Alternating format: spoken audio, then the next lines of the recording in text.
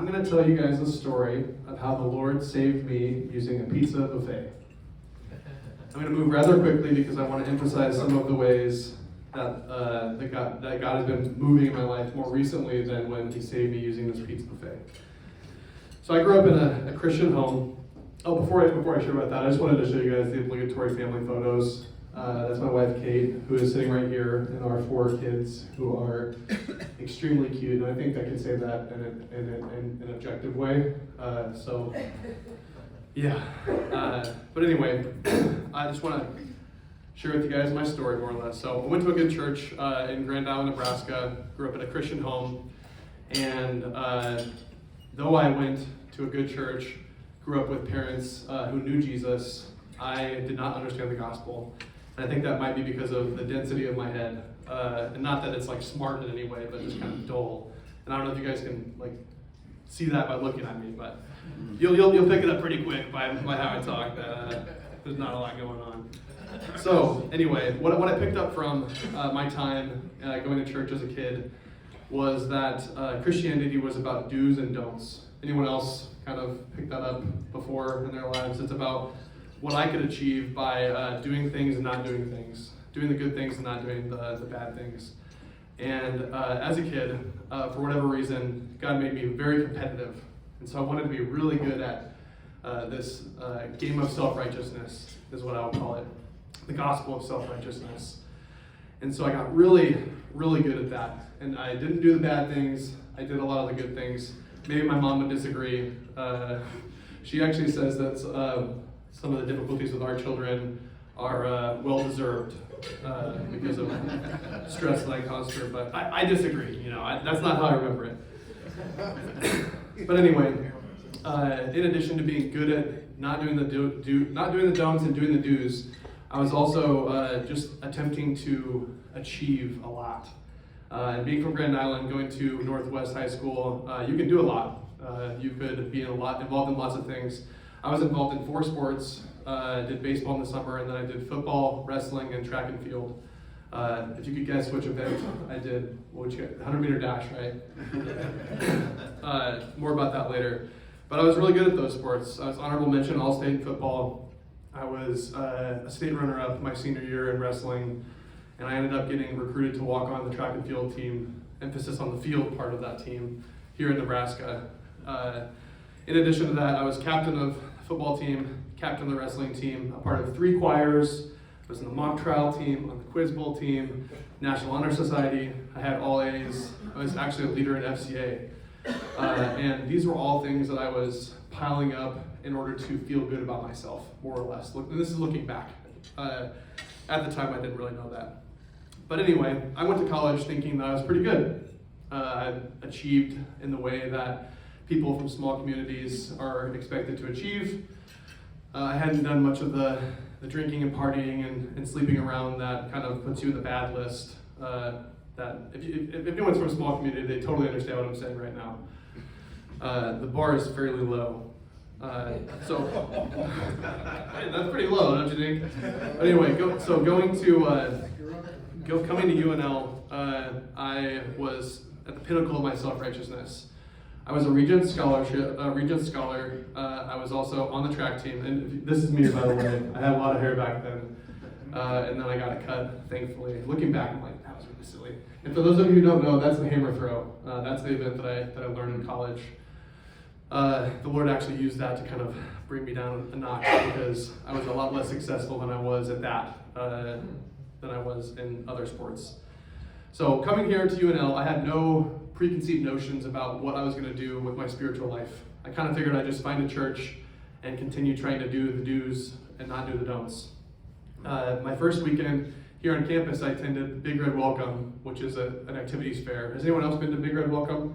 Okay, so imagine yourself. For those who have not been there, this is in front of the horseshoe, in front of the stadium, and there are hundreds of tables, and they're all of the activities that you can get involved with if you're at UNL. And there's thousands of people there. And so I'm walking along with one of my roommates, and I hear, "Free CC's Pizza Buffet." And if you look at me, you can know that gets my attention. Pizza buffet and free. Those are 2 of my favorite things. to this day. And so I went over and mindlessly filled out a survey that was required to be filled out in order to get this free pizza buffet. I don't remember filling out the survey, I just remember getting the free CC's pizza buffet, which was great. Later that night, I was in my dorm and heard a knock on the door, and opened up the door. There was a guy out there, his name is Nick Goranson. He's from Gordon, Nebraska. And he says, "Hey, I'm here for Jake Griess. Is that you?" And I said, "Yep." And he said, "Well, you filled out this survey earlier for a ministry called Crew. You indicated that you're interested in a Bible study." And I was like, how am I going to get out of this right now? I didn't realize that I did that, basically. And as I was about to say, fill out a survey, are you sure? He pulls out the survey, points at like where I indicated that I was interested in Bible study. And because I'm not good at saying no, I'm still struggling with that as a 32-year-old, getting a little bit better because my saying no not being able to say no has really been detrimental for my life and our family's life in different times. So anyway, at that time, no ability to say no, so I said, I can't go tonight. I can't go this first Wednesday, but I'll go the next Wednesday. The classic punch down the road methodology, if you guys are familiar with that. So, and myself thinking, surely there's no way this guy's going to come back a second time. I'm surprised he's even back here, here in the first place. So, two Wednesdays later, knock on the door, same guy, same spiel, same excuse. Really busy with my reading syllabi right now, so I can't come to the Bible study. And I think I did that 2 more times before I felt so bad that I actually went to the Bible study because I'd been lying to this guy. That's a lie. I wasn't busy. I just didn't want to go. And I went to this Bible study in Smith Hall. Anyone familiar with Smith Hall? Harper Strand Smith. Smith 3 was the floor I was on. Chris knows. So anyway, I go to this Bible study and immediately I was struck. This is different than anything I've ever experienced. There are peers of mine who are serious about their faith. And not just like going to youth group, but wanting to experience growth and holiness and had an intimate relationship with God. And for whatever reason, even though I went to a good church, had a good youth group that I attended all the time, I never experienced that before. And looking back, I think it's evidence that God was working in my life at that point in time.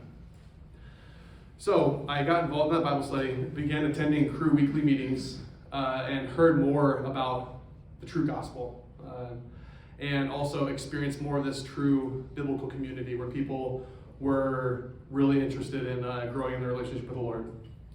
So fast forward a little bit to 3 days before my spring break of my freshman year, we were at our Crew weekly meeting, and a guy who is a senior stands up in front of the group, much like I'm standing in front of you right now, except he's redheaded, so I've got that on him. This is a good friend of mine. So he says, I would like to go to this conference that Crew is hosting at Panama City Beach, Florida, but I can't afford to pay for gas all by myself. It's Alan Kaufman, by the way, Justin. So, but I can't afford to pay for gas. Would anyone be willing to sign up and go with me? And my friend Drew and I looked to each other and said, conference in Panama City Beach, Florida, spring break, we will go. So 3 days later, we're in a car with a guy we've never met before and driving to Panama City Beach, Florida. On the way, we realize that this is an evangelism training conference. And this happens all the time in Crew and campus ministry in general. You don't really tell a lot about what it is that you're getting people to go to. So we get there, I'm like thinking about how I can get out of learning how to share the gospel using the 4 spiritual laws, which I'm sure you guys, some of you are familiar with. It's a gospel tract. So thinking about how I can get out of this, and I think to myself, well, I can just, I'll just say I'm going to go share the gospel on the beach and then not share with anyone. And then I hear them say, we're going to pair each of you up with people, one that's shared the gospel before and another that hasn't. And I'm like, dang it.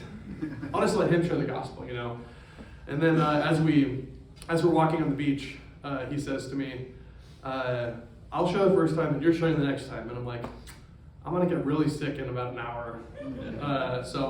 But anyway, as we were doing that, I was looking at the people who were partying on the beach. You guys can imagine the scene. And feeling immense conviction. And I was feeling that conviction because I had begun doing some of the don'ts that I had been priding myself on that I had not been doing. I had begun partying. I had begun promiscuous relationships with women while at school that freshman year. And so there was a conviction over the duplicitous life that I was leading. I would be partying on Thursday, Friday, Saturday nights, and then falling asleep in the back of Two Pillars Church when we were downtown. And it really is where that crystallized in my brain, where I began to realize that, number one, I can't achieve salvation by myself. I wasn't doing it. I had been doing pretty good before in high school, but then once you start doing all those things that you're always told you shouldn't do if you're a Christian, they're really, you come to a point where you realize, what am I doing? Am I Christian or am I not? And that happened to me at this conference while I was actually sharing this gospel tract with people on the beach, looking at it myself and thinking to myself, do I actually believe what I'm sharing with these people right now? So I remember that night bawling in one of the sessions, and it's not because of the horrendous sunburn that I got while I was there, but it's more so because of conviction over sin and just realizing, I can't do this by myself, Lord. I want to give my life to you.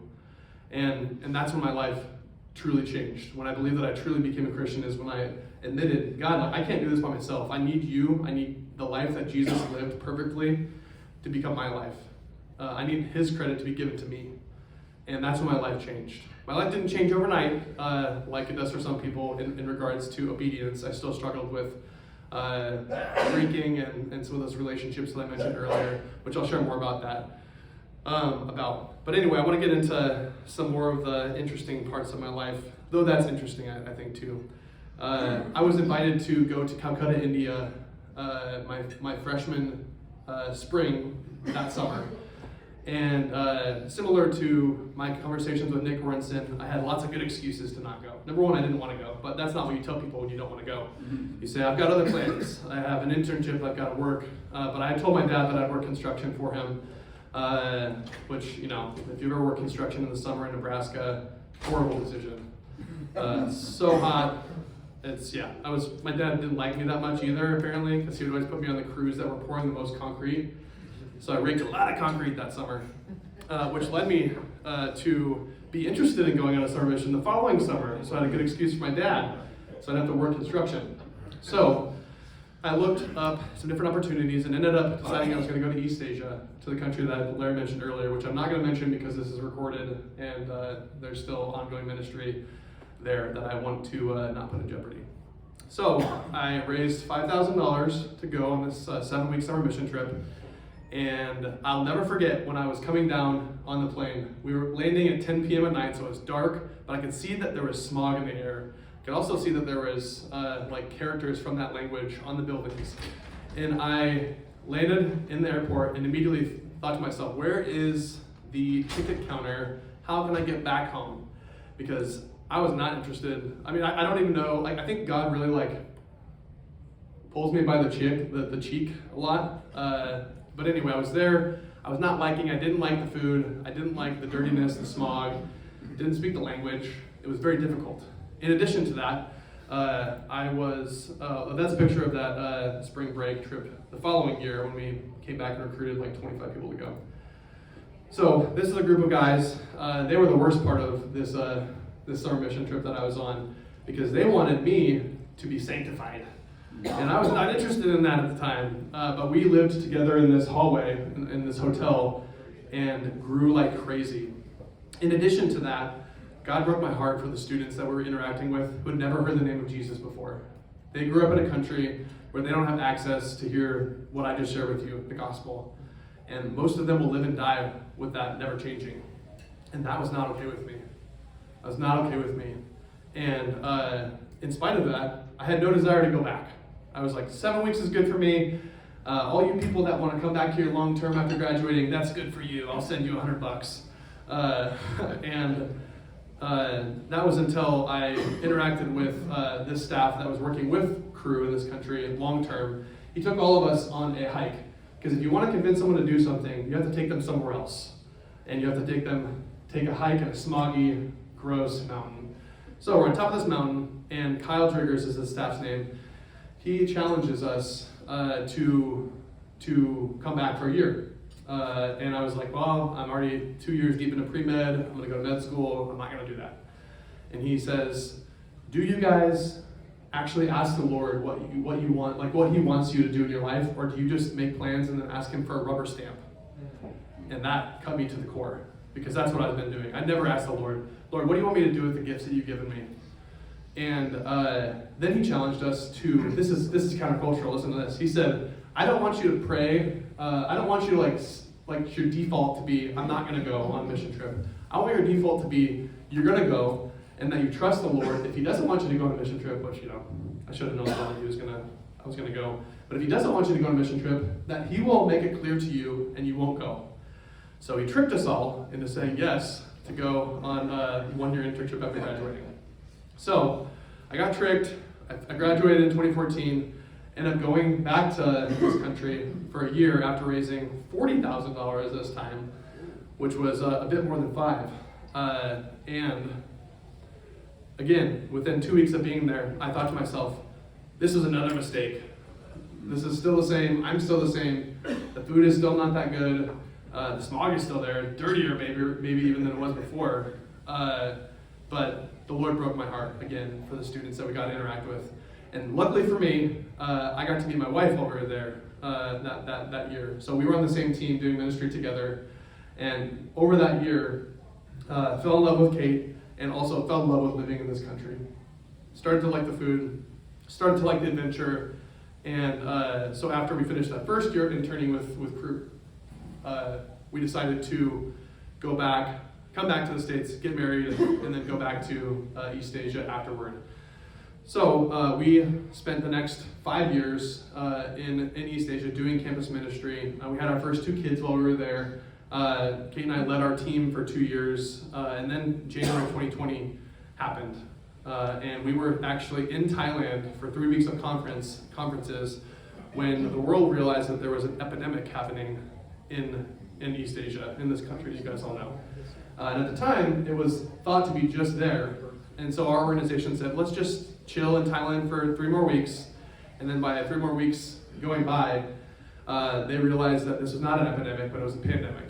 And so they sent everyone home. So our apartment was there full of all our stuff. The ministry that we were doing was still there. We didn't get to say goodbye in any way. And we found ourselves in the US without our stuff, without a job, like a role, I guess. We were still working for Crew. And we were really lucky to land in a program called Lake Heart Stint, which is a 1-year transition program that our organization offers to missionaries who are transitioning, trying to find the next thing that they want to do, whether that's in ministry with Crew, in a different ministry, leaving ministry altogether. But it's just basically a program that is geared towards helping people to realize how God's made them and how they can use that to further the kingdom moving forward. And so we landed in this program in July of 2020, and then we're there for a year. And I want to tell you a little bit more about that program in particular, because God changed my life totally. Again, He changed my life in college, and then really changed my life in a more similarly deep way while we were in Orlando with this program. So before I share how my life changed, I need to share with you some of the things that were current realities when I went to this program.